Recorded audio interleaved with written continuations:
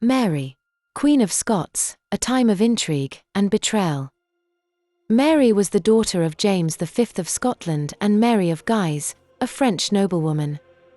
To secure Scotland's alliance with France, Mary was betrothed at a young age to Francis, the Dauphin of France. Mary Stuart's journey begins when she was born to the Scottish throne in 1542. Her life promised power and challenge. She was sent to the French court, where she was raised as a devout Catholic and received an exceptional education. Her lineage made her a beacon of legitimacy, and she was married into the prestigious French court. As the cousin to England's formidable Elizabeth I, Mary's existence was a delicate dance of diplomacy, kinship, and ambition. In 1558, Mary married Francis, who became King Francis II of France in 1559. As queen consort, she briefly ruled over one of the most powerful kingdoms in Europe. However, Francis died in 1560, leaving Mary widowed at 18, with very little reason to remain in France. Mary returned to Scotland, a Protestant country, to take up her duties as queen. Upon her return, Mary's Catholic faith clashed with Scotland's Protestant Reformation, led by figures like John Knox. Despite her efforts to govern diplomatically, tensions simmered. Still, she sought to maintain her own Catholic practices while allowing Protestant reforms to persist, but this uneasy balance did little to quell the suspicions of her Protestant subjects. Many viewed her as a foreign influence, shaped by the extravagant French court rather than the austere religious climate of Scotland. In 1565, Mary married her cousin, Henry VIII, Lord Darnley. Initially a political alliance, their marriage quickly deteriorated. Darnley was jealous and erratic, and Mary's close relationship with her secretary David Rizzio led to accusations of infidelity. In 1566, Rizzio was murdered in front of Mary, allegedly orchestrated by Darnley. The following year, Darnley was mysteriously killed in an explosion at Kirkhoe Field. Her marriage prospects became a subject of great concern, as they held the potential to tip the balance of power in favor of either the Catholic or Protestant factions. Many suspected Mary and her ally, and probable lover, James Hepburn, Earl of Bothwell, of orchestrating his murder. Just months after Darnley's death, Mary married Bothwell, a move that outraged the Scottish nobility. Facing rebellion, Mary was forced to abdicate in 1567 in favor of her infant son, James VI, and was imprisoned at Loch Leven Castle. Mary managed to escape in 1568 and sought refuge in England, hoping her cousin, Queen Elizabeth I, would support her claim to the Scottish throne.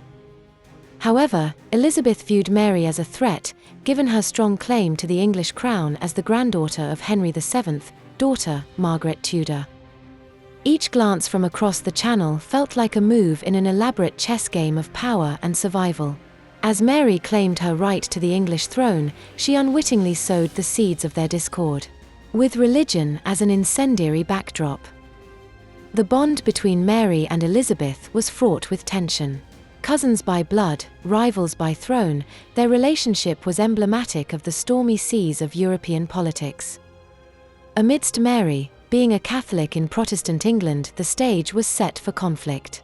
Her ambitions challenged Elizabeth's reign, igniting an enduring rivalry. Mary's spiraling fortunes led her to the grey stone walls of captivity. A pawn in a vast political game, her nearly 20-year imprisonment was a testament to Elizabeth's calculated caution. Each day in confinement chipped away at the vibrant queen's spirit and dreams. Her strength, however, was unwavering. Within her walls, plots and alliances were whispered in shadowed corners. Her desire for freedom and sovereignty remained an ember, glowing fiercely against the encroaching darkness. Here, the seeds of conspiracy were planted and began to grow. Imprisonment in England for nearly 19 years, Mary was held in various castles and estates across England.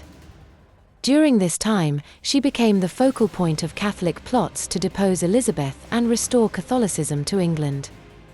Stripped of her glories, Mary's resolve only deepens.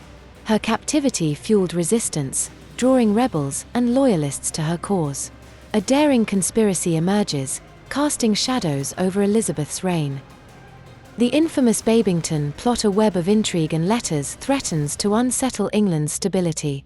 The most significant of these was the Babington plot in 1586, which aimed to assassinate Elizabeth and place Mary on the throne. Letters implicating Mary in the conspiracy were intercepted, providing Elizabeth with the evidence needed to act decisively. Mary's involvement in the assassination plot becomes undeniable.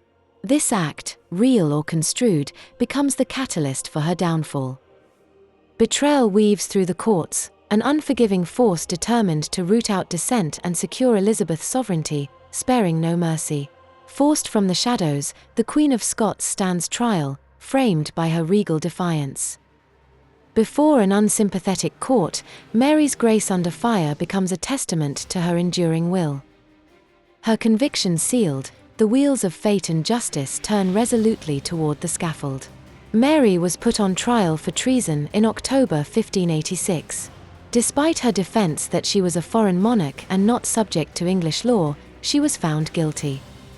On February 8, 1587, Mary was executed at Fotheringhay Castle.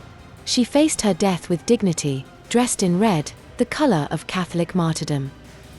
Her execution was a turning point in European politics, further alienating Catholic nations like Spain from Elizabeth's Protestant England. Mary, Queen of Scots, leaves behind a legacy both storied and stained. Her life, marked by ambition and intrigue, resonates through the pages of history. In her execution, a martyr's tale is etched, blending sorrow with a glimmer of poignant resolve, a narrative as captivating as any throne. Mary's life has inspired countless works of literature, art, and film, portraying her as a tragic figure torn between ambition, faith, and political survival. Her son, James VI of Scotland, eventually succeeded. In 1603, Elizabeth, uniting the crowns of Scotland and England. But in Mary's reported last words reflect her devout Catholic faith and readiness for martyrdom. They were said to be, "Into thy hands, O Lord, I commend my spirit." These words mirror the words of Christ on the cross and were spoken in Latin, in Manus tuas, Domin, commendo spiritum meum. Join us for more inspiring true stories of the kings and queens of the Elizabethan era. Discover their triumphs, trials, and legacies that shaped history.